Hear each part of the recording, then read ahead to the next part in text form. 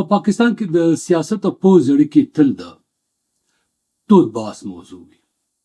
خو دا ځل د عوام نیشنل ګوند مشر سینیټر ایمل ولی خان د خپل وروستي بیان له لارې یو نوی توازن پیدا کړی دی په دې کې. یعنی نه تسلیمېدنه، نه ټکر، بلکې یو فکري او عیني دریځ. دا کیسه داسې شروع شو چې څو ورځې مخکې سینیټر ایمل ولی خان د پاکستان د پوځ په فیلډ مارشل عاصم منیر په امریکا کې د قیمتي کاڼو په تحفه باندې په سینټ کې تنقید وکړ او د هغې وروستو بیا د وزیر اعظم وضاحت راغی. نن سینیټر ایمل ولی خان لیکلی دی چې د وفاقي قانون وزیر ورته د وینا نه وروستو دا وویل چې وزیر اعظم پاکستان شهباز شریف تا سره لیدل غواړي او تا ته بریفینګ درکول غواړي. سینیټر صاحب لیکي چې دې بریفینګ کې د وزیر اعظم سره ولیدل او په دې هکله دی یو تفصیلي وضاحت به ورکړي. خو په خپل فیسبوک کې یو پوسټ لیکلی دی او په هغې کې دی وایي چې د تورونو تفصیلي ځواب به ورکړي. سینیټر صاحب په دې باندې تفسیر او تجزیه کوم اصل کې قصه څه ده، خو اول د بیان ګورو. د پاکستان د سنټ تر وینا وروسته وایي چې وزیر اعظم ته بلنه ورکړه چې د امریکا د سفر په اړه ورته بریفینګ ورکړي. وایي د ناستې په شروع کې ورته وزیر اعظم وویل چې د بخښنه غواړي، معافي دې وغوښته. او بیا ورته وویل چې ستا خبره سمه ده، دا باس د باید د امریکې تر سفر مخکې په پارلمان کې شوی وی. سینیټر صاحب لیکي دا بخښنه ده هم هغه وخت ومنله او ورته وویل که د ده په وینا ته وګورئ نو دا د پارلمان د بالادستۍ خبره ده کړې وه. د چا سپکاوی او د چا بېزتي نه وه کړې. او بیا د خپل کورنۍ په هکله لیکلي دي چې دی د داسې کورنۍ غړی دی چې ورته د احترام، خبرو کولو ادب او د مشر او کشر توپیر ورښودل شوی دی. سینیټر ایمل ولی خان لیکي چې وزیر اعظم په خپله بریفینګ کې دته دا هم وویل چې په ځینې بهرني سفرونو کې باید دا ضرورت وي چې فیلډ مارشل یا د پوځ مشر چې دی هغه بهر سفر وکړي او یو ځای لاړ شي، ځکه چې ځینې سټراټیجیک شریک وجوهات چې دي دا د دې تر مخه کېږي. د ټرمپ وزیر اعظم او فیلډ مارشل د ګډ تصویر په هکله سینیټر صاحب وایي چې وضاحت یې ورته وکړ او ورته یې وویل چې دا د قیمتي کاڼو ډالۍ چې وه دا فیلډ مارشل صاحب د خپل جیب نه اخیستې وه او دا د کومې معدنیتي معاملې سره هیڅ تړاو نه لري. بیا سینیټر صاحب وایي چې په ځواب کې د وزیر اعظم ته داسې وویل چې دی دومره جرأت لري چې که په عام محضر کې یعنی د خلکو په مخ کې نیوکه کولی شي، نو که غلطي وکړي نو بیا بخښنه هم غوښتی شي. سینیټر صاحب وایي که دا تصویر د پښتونخوا او د بلوچستان د معدنیاتو یا کوم تړون سره تعلق نه لري نو دی بخښنه غواړي. بیا سینیټر صاحب وایي دا یې هم وویل چې د پښتونخوا او بلوچستان د معدنیاتو حق د هغه ځای د خلکو دی چې هلته پاتې کېږي. دا خلک باید د دې پروژو برخه وي او وایي چې دی د پرمختګ خلاف نه دی او نه د اقتصادي خوالي خلاف دی. سینیټر صاحب لیکي چې دا بریفینګ هم په دغه ټکو پای ته ورسېده چې د چا سپکاوی نه دی کړی او نه یې په چا پورې ملنډې کړي. خو بیا هم که د ده په خبرو څوک خفه شوی وي، د چا زړه ازار شوی وي، نو دی بخښنه غواړي، معافي غواړي. ځکه د هېواد د دفاع په برخه کې د فیلډ مارشل رول دی وایي چې د منلې دی او مني یې. خو دا یو مهم ټکی پکې دی لیکلی دی. خو که چېرې له آئیني حدود څخه تیری وشي نو بیا به سینیټر ایمل ولی خان وایي چې دی به د مظلومو قومونو د استازي په توګه غږ پورته کوي. د ښاغلي سینیټر صاحب دا بیان په فیسبوک او په ټویټر باندې راغلی دی، په ایکس باندې تاسو به کتلی وي. اوس په دې کې زه د دې یو ژوره جایزه اخلم، د دې بیان سیاسي جایزه او تجزیه یې کوم. دا نیوکه یا صفایي یا وضاحت په توګه نه دي کتل پکار. بګه هغه طالب علمان چې د سیاست طالب علمان دي یا د صحافت طالب علمان دي زلمې کول دی د کنزلو په ځای باندې کاغه دی بیان ته په دې انداز کې وګوري. زما په اند باندې د ښاغلي ایمل ولی خان دا بیان د یو سیاسي توازن په نازک چوکاټ کې ورکړی شوی دی او ډېر په غور سره ورکړی شوی دی.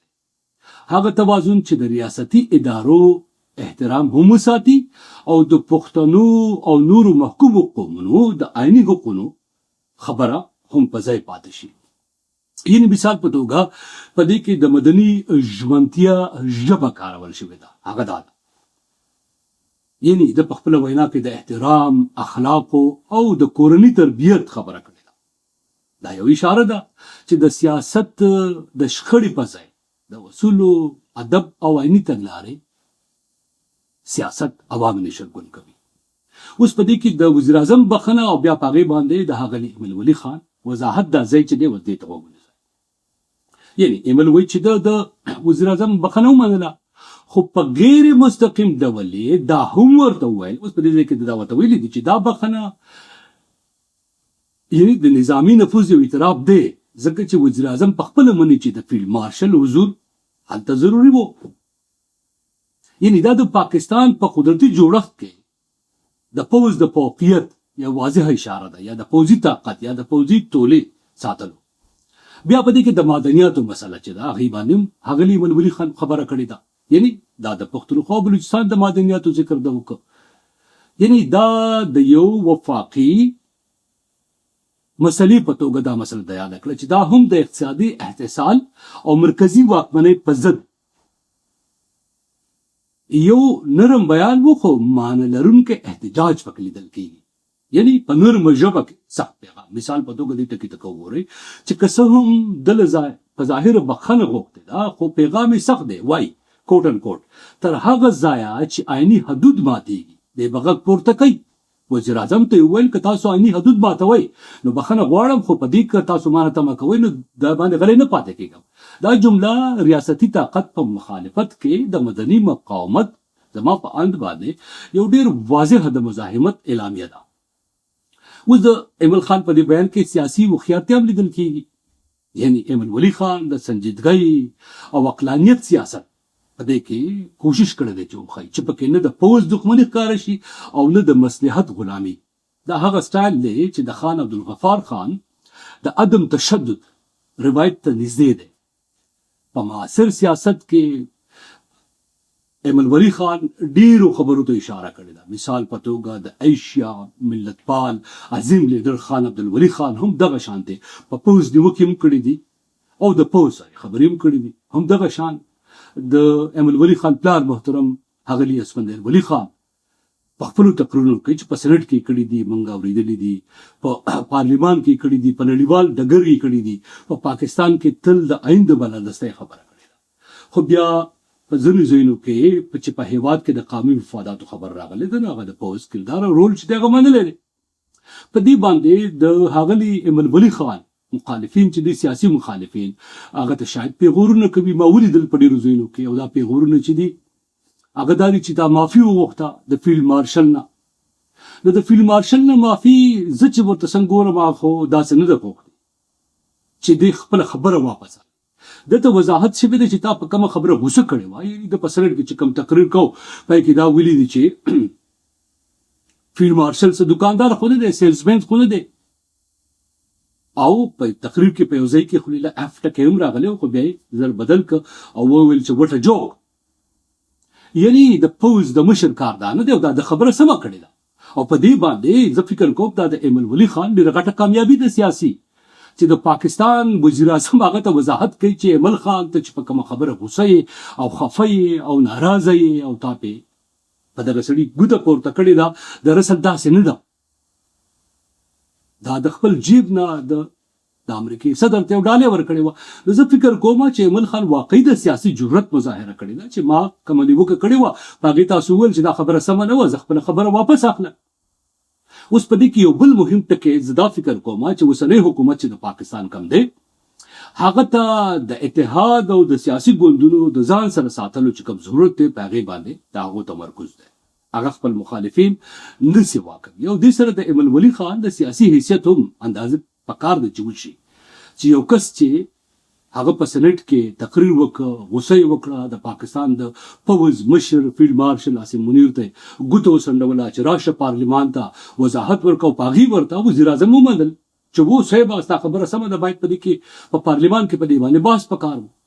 نو د ایمل خان مخالفت یا مخالفین چې دي په خپل ځای باندې او د یو بل خلاف بدرد ویل چې دي په خپل ځای باندې، خو زما په خیال باندې د یو سیاسي طالب علم په توګه او د نړیوال سیاسي زده کړې چې ما کړې دي دلته په جورج میسن کې ما څه زده کړې دي، نو په دې کې ډېر لوی تدبر او سیاسي فکر لیدل کېږي او په دې کې د ایمل خان بیلات شاید نه دی بلکې د ایمل خان ګټه ده.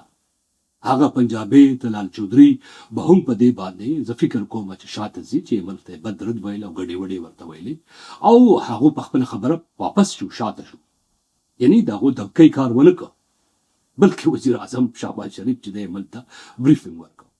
نو دا نننی پروګرام په دې تناظر کې ملګری مګو ما په دې باندې مارزوي چې رحمان بودری چې دغه د ایمل خان صفت کول غواړي یا استانه کول غواړي، خدا حقیقت دی، ورور حقیقت دی. زه به خطر دا خبره کوم چې په داسې موقع باندې دا د یو سیاسي تبصرې په ځای یو سیاسي تجزیه د بیان ما کول وکړل، ما ورته ډیر غور وکړ. نو دې کې د دې نه زیات ما ته سنخ کاری څنګه چې ما پرون په دې خبره کړې و چې د منظور پښتین صاحب نه هغه پوښتنې چې یوازې دا غنه کېږي باید د نورو نوم وشي، نورو سیاسي ګوندونو ته، سیاسي کارکونکو ته هم دا په پام کې لیدل کتل پکار دي او دا سیاسي فضا کې نیوکې وي، مخالفتونه وي.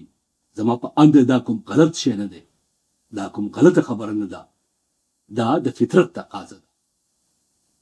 خو په دې کې بې عزتۍ چې دي، دا رویه چې د بې عزتۍ کوم د یو بل ته نومونه ورکول، سلینګ استعمالول، د یو بل په باډي شیمینګ کول، دا باډي شیمینګ چې دی دا تصور باید ختم کړی شي. څوک به تور وي، څوک به سپین وي، څوک به درې وي، څوک به چاغ وي، څوک به ګیرې لري، څوک به ګیرې نه لري.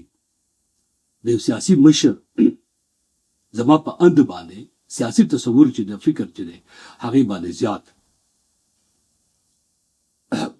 زما تر حده کم سے کم زه خو په دې نظر کې نشم چاته کتلی.